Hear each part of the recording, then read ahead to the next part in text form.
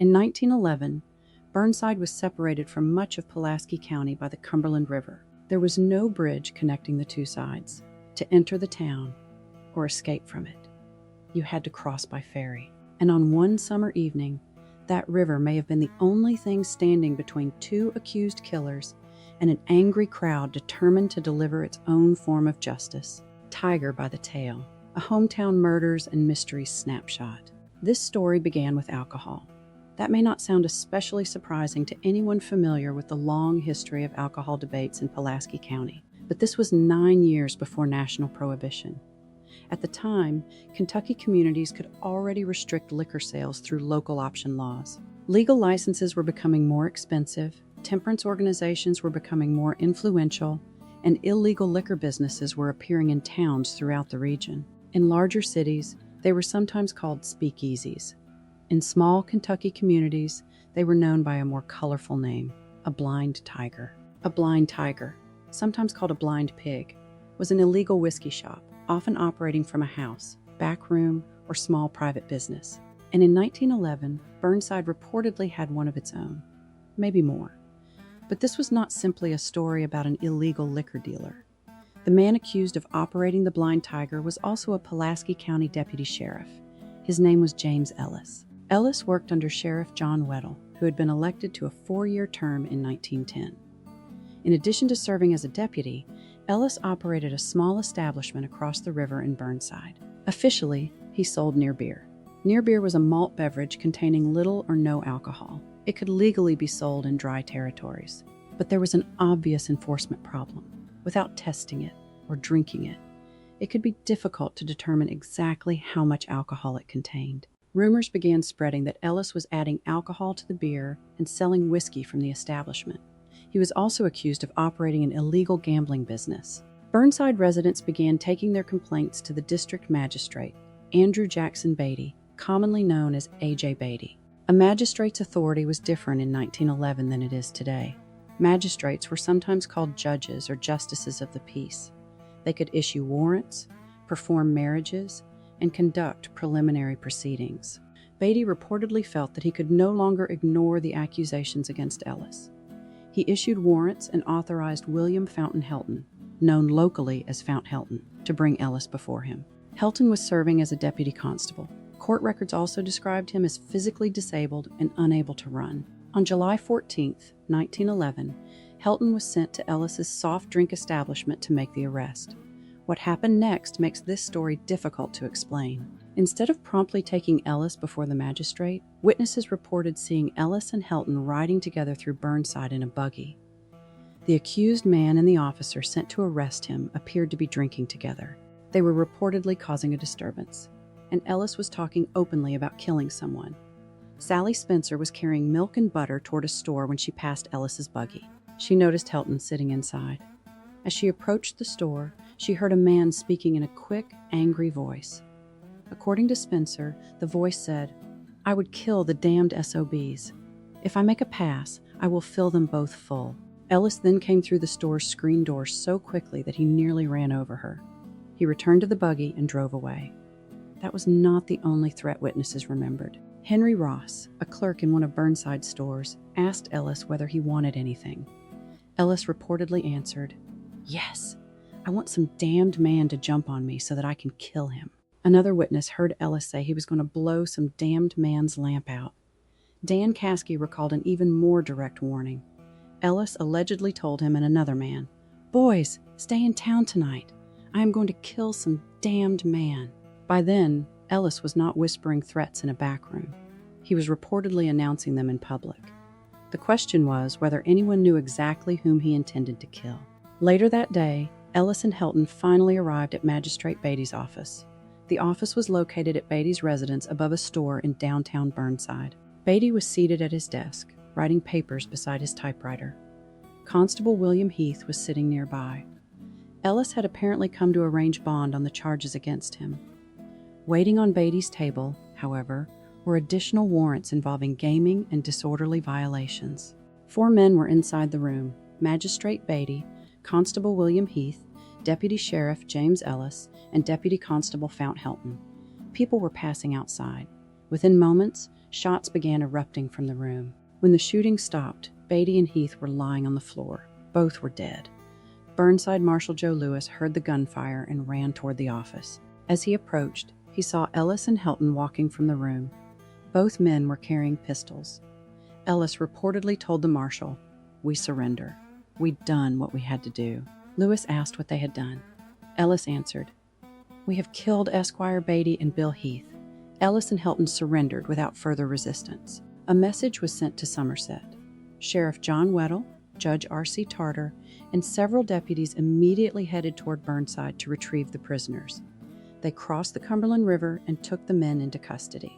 But while law enforcement was moving, so was the crowd. Residents were enraged by the deaths of Beatty and Heath. Sheriff Weddell later said that if his party had been 5 minutes later getting the prisoners back across the river, the crowd would have taken Ellis and Helton and hanged them from a tall tree.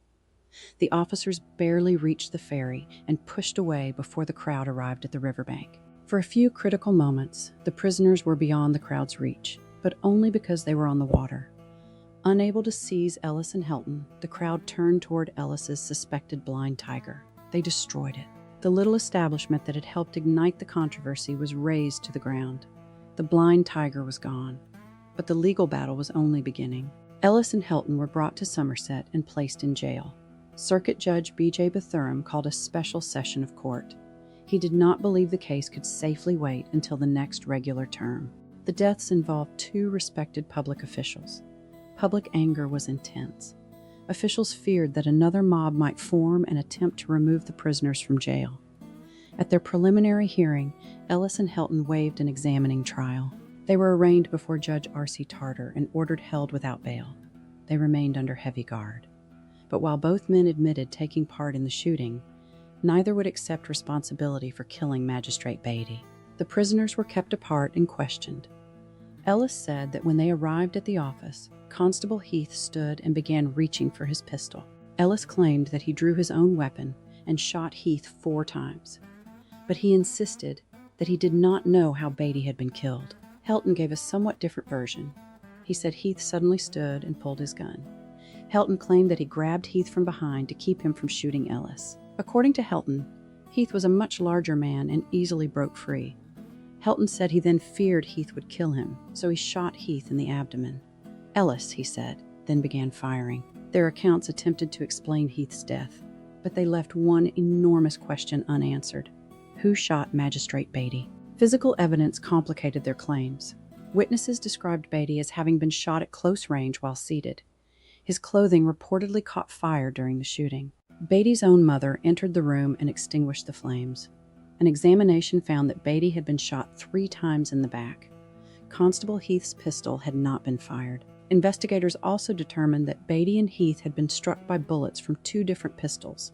That finding suggested that both armed men had participated.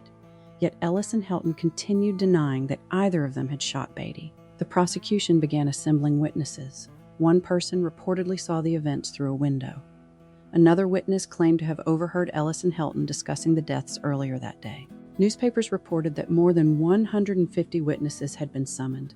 One was a boy who could neither hear nor speak. He supposedly witnessed the entire episode. If an interpreter could not be found, prosecutors expected him to write his testimony.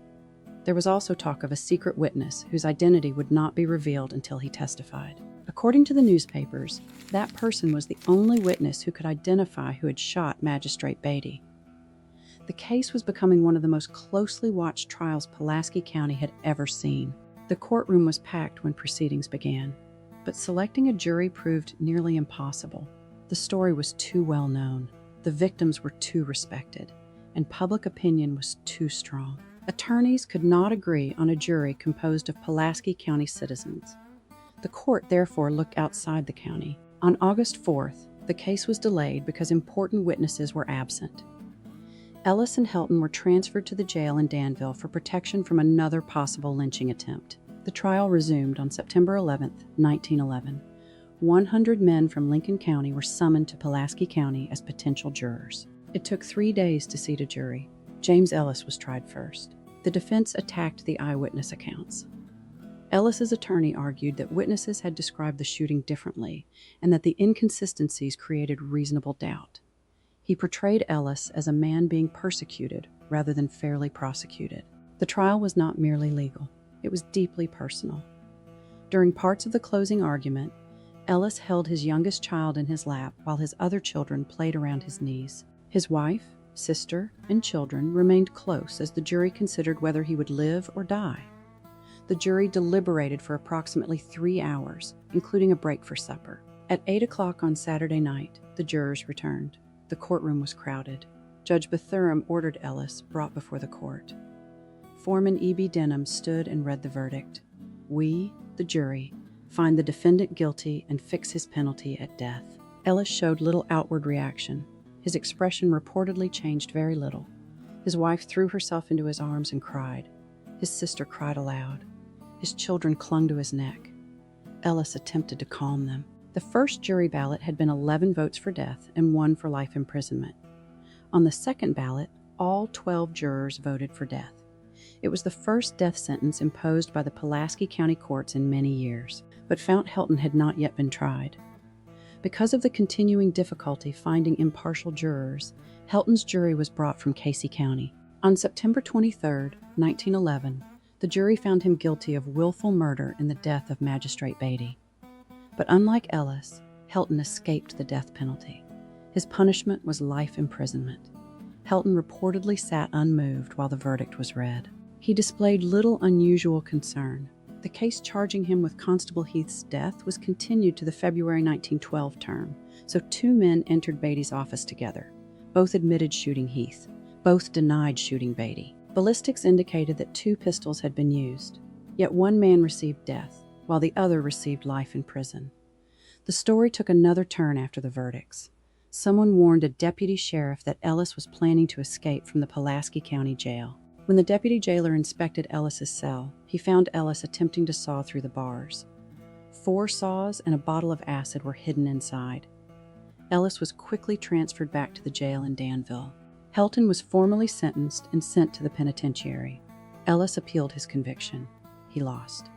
On November 22, 1912, James Ellis was executed in the electric chair at the Kentucky State Penitentiary in Eddyville. He was around 31 years old. It appears that he was the first Pulaski Countyan to be executed in Kentucky's electric chair. Reports said that while awaiting execution in the section known as the Death House, Ellis turned to the Bible for comfort.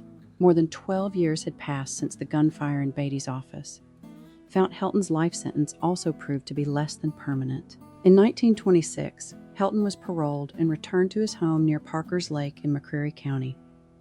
When the shooting occurred in 1911, portions of what became northern McCreary County had still belonged to Pulaski County. Helton died in 1928 at approximately 67 years old. He had survived Ellis by several years. But even then, the story of the Helton family and violent crime was not finished. In February 1935, Helton's son, Fount G. Helton, known as Founty, walked to a nearby store. He telephoned McCreary County Sheriff Tommy Roundtree. Founty admitted that he had shot his wife, Bertha Rose Helton, and said he was ready to go to jail. He later claimed that Bertha was lying on the bed and had refused to cook supper for him. When asked why he had done it, he gave a chilling answer. "I have so much trouble. I just wanted to get rid of part of it." Bertha had previously separated from Founty and moved to Cincinnati. She had recently returned in an attempt to reconcile. Neighbors said trouble had been building since her return. Founty was convicted and sentenced to life imprisonment. He was later confined at Central State Hospital.